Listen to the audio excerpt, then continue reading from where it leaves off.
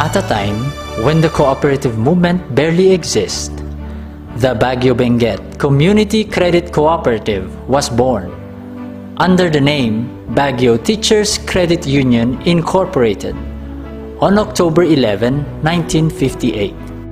Registered by the Cooperative's Administration Office on December 23, 1958. Deemed to empower the teachers of then St. Louis College, the credit union was spearheaded by Attorney Alexander Brillantes Sr. It has an original 15 members and an initial capital of 250 pesos. In just a few years, the people of Baguio saw the benefits and fruits of the cooperative movement. They clamored for the inclusion in the voluntary movement, which sprouted the amendment of its constitution and bylaws on July 16, 1961. On December 10, 1976, the Baguio Teachers Credit Union Incorporated became Baguio Benguet Community Credit Cooperative. Like other starting cooperatives, BBCCC has its humble beginnings. It has no building of its own to house its operation. It originally transacted business in the house of Attorney Brillantes. It transferred its office from place to place until in 1989, it was able to purchase the house and lot where the credit union started, the then Brillantes family residential home.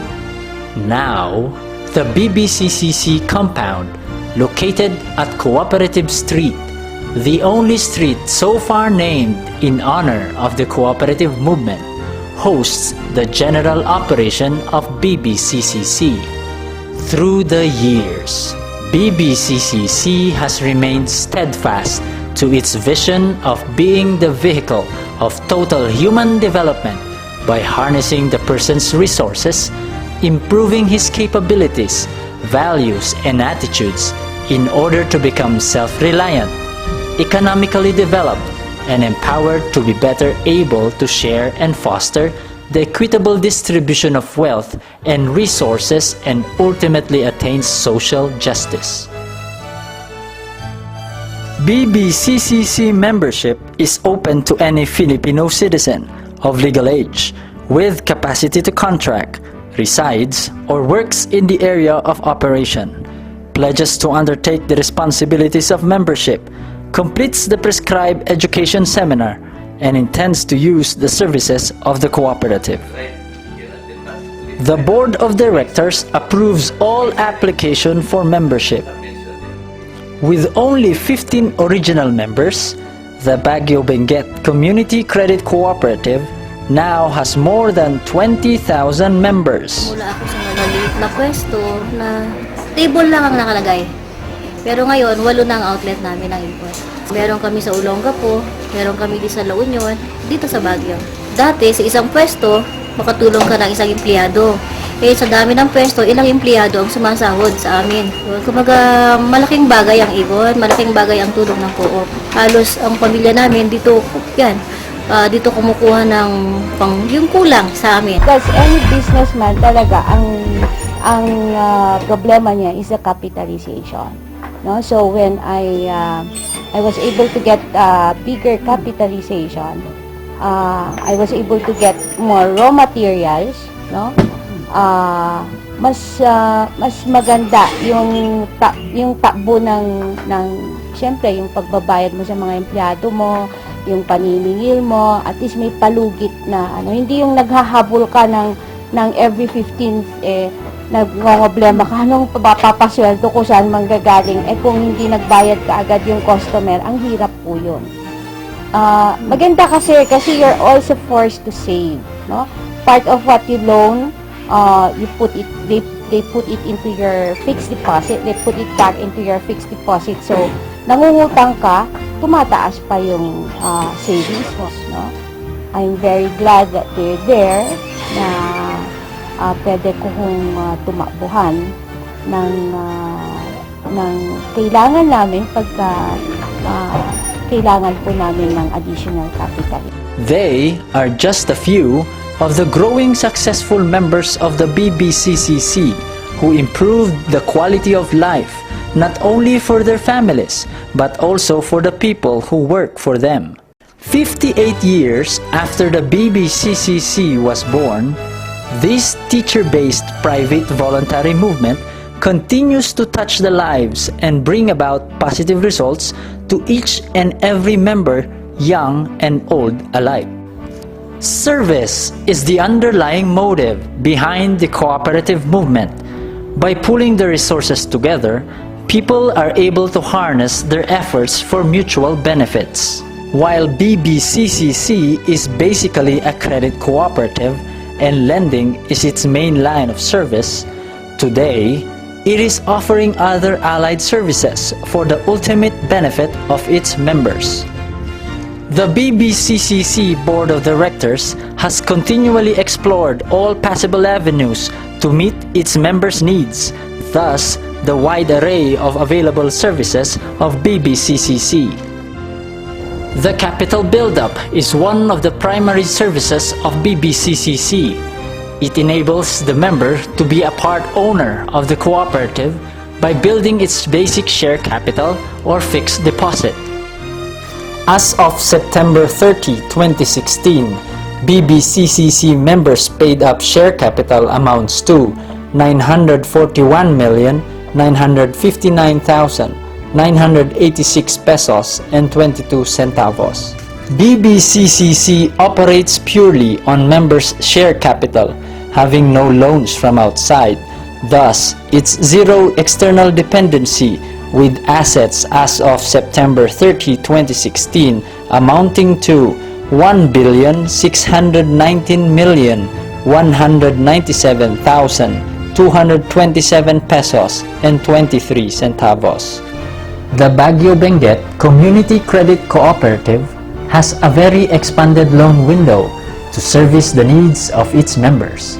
These are petty cash loan, regular loan, special contingency loan, multi-purpose loan, preferred member loan, and grocery purchase service. Other services of the cooperative includes function halls and lodging services. The Death Aid Fund aims to help the member in times of grief over the loss of a loved one. Assistance does not only apply to the cooperative member alone, but extends to the immediate members of his family. The Saranay Fund is the BBCCC Spirit in Action. It was approved in 1985 to foster the Filipino spirit of bayanihan. Other members' benefits includes hospitalization and accidental assistance.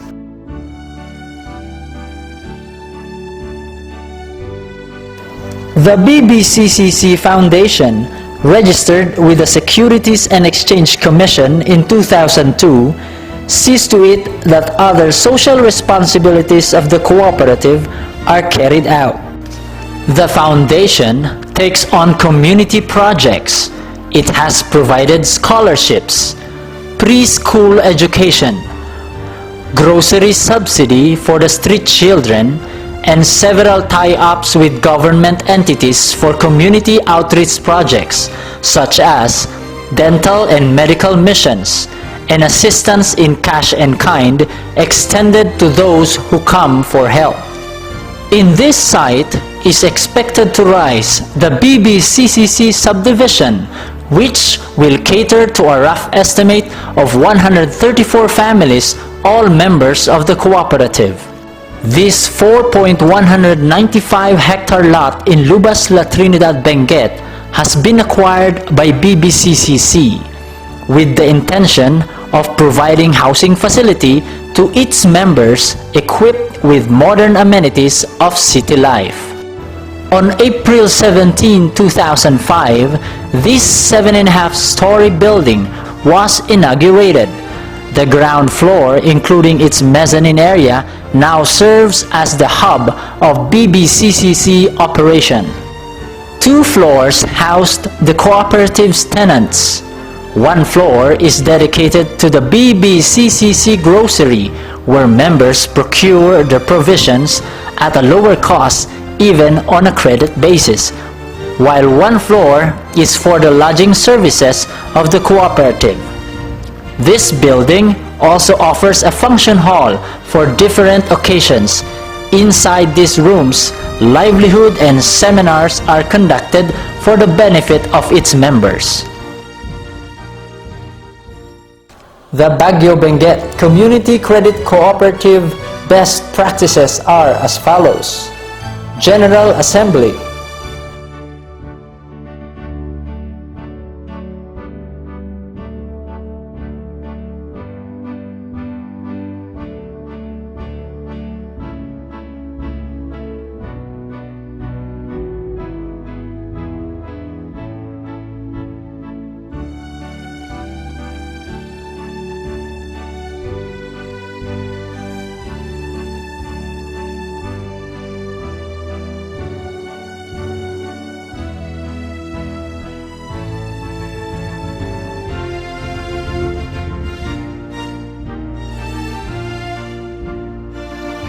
Pre-membership education seminar.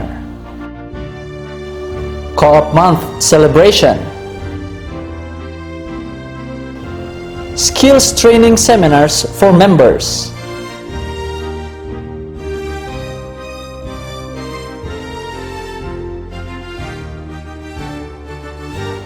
Family Day celebration.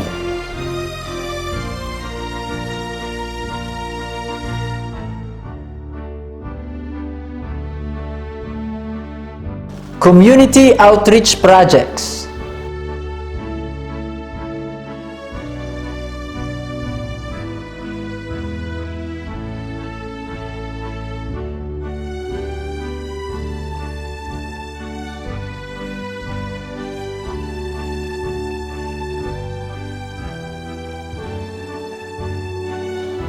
Tribute to staff. Tribute to officers.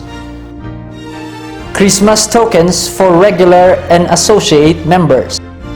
Looking forward to another 50 years, targeting to further increase membership, the BBCCC makes it a point to assess its status before embarking into new ventures. To this day, the major structures of the BBCCC, which are the General Assembly, the Board of Directors, and the management staff, continue to look for ways and means for efficient coordination between and among each other for the cooperative to survive, grow, and succeed. The BBCCC is one of the success stories in the private voluntary movement. It is achieved through the desire and support of the members to the development plans conceived by the officers. Since success does not depend upon good ideas alone, the BBCCC translated its good ideas into workable and attainable programs anchored in the guiding principles of life. That is, leadership, idealism and innovation, fidelity and faith, and enlightened members.